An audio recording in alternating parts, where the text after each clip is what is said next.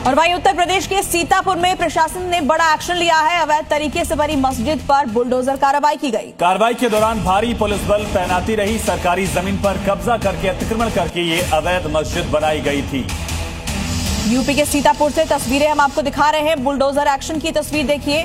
अवैध मस्जिद पर बुलडोजर कार्रवाई की गई है भारी पुलिस बल की मौजूदगी में।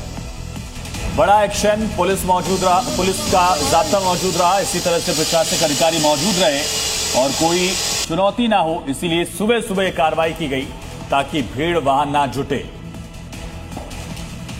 ये प्रशासन और पुलिस की मदद से ये कार्रवाई की गई है और इसमें शांति व्यवस्था के लिए पर्याप्त संख्या में पुलिस बल का डिप्लॉयमेंट किया गया। साथ ही ड्रोन कैमरों से भी निगरानी की जा रही है। इसमें पर्याप्त संख्या में पीएसी, एक प्लाटून पीएसी और एक कंपनी पीएसी, एक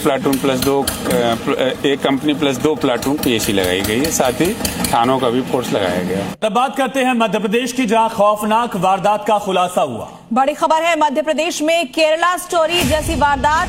हिंदू लड़कियों को फंसाने का खुलासा हुआ है। ब्यूटी पार्लर के बहाने इन लड़कियों को बुलाया जाता था। और आरोप है यास्मीन नाम की लड़की पर कि लड़कियों की वीडियो बनाती थी। पति भाई भी इस रैकेट में शामिल थे। पुलिस ने तीनों आरोपियों को गिरफ्तार कर लिया है। ब्यूटी पार्लर के बहाने लड़कियों को बुलाया जाता था। यास्मीन नाम की लड़की जिस पर आरोप लगा है और बताया जा रहा है कि उसका पति, उसका भाई भी इस रैकेट में शामिल थे। तो दो तस्वीरें आप देख रहे हैं। पुलिस ने कार्रवाई की, यास्मीन को गिरफ्तार किया, उसके पति को गिरफ्तार किया और उसका भाई भी पुलिस के शिकंजे में। तीनों आरोपियों को गिरफ्तार कर इनसे पूछताछ की जा रही है। क्या इनके गिरोह में कोई और भी जुड़ा हुआ था? क्या इनका कोई सरगना भी है? तमाम सवाल। एक महिला द्वारा बताया गया था कि एक व्यक्ति द्वारा उसके साथ गलत काम किया गया है और उसमें उसके भाई और उसकी पत्नी ने सहयोग किया था उसका गलत काम करने में। तो पुलिस द्वारा इसमें गंभीरता देखते हुए उनको राउंड अप किया है और कार्रवाई आगे की जो है वो की जा रही है। मैम, उस पर कितने आरोपी बनाए हैं? उसमें 3 आरोपी हैं।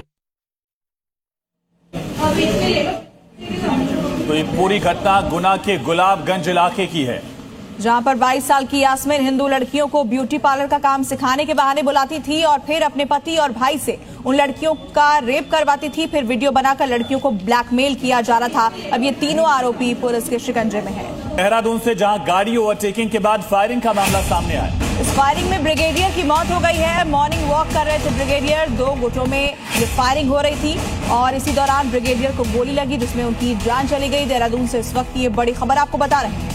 तो गाड़ी ओवरटेकिंग के बाद विवाद हुआ। विवाद में 2 गुट आपस में लड़ रहे थे और इसी दौरान वहां से गुजर रहे, मॉर्निंग वॉक कर रहे एक ब्रिगेडियर इस फायरिंग का शिकार हुए।